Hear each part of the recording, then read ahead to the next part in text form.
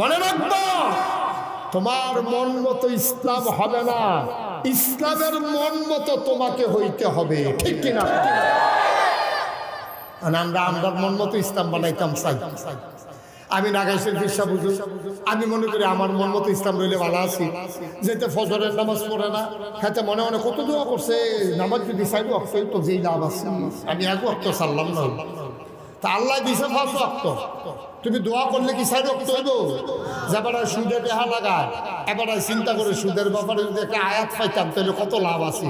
না আব্বা, তোমার মন মতো ইসলাম হবে না, ইসলামের মন মতো তোমারে হওয়া লাগবে। উদখুলু ফিস সিলমি কাফা, তুমি স্কুলও পড়ো, মাদ্রাসাত পড়ো, তুমি মাদ্রাসার হুজুরও, ফিস সাবো, ইমাম সাবো, লাট সাবো, তুমিও মুসলমান। যাবারা খ্যাত কাম করে, মেত, রিক্সাওয়ালা, মুচি, সেও হইতে পারে আমার চাইতে বড় মুসলমান।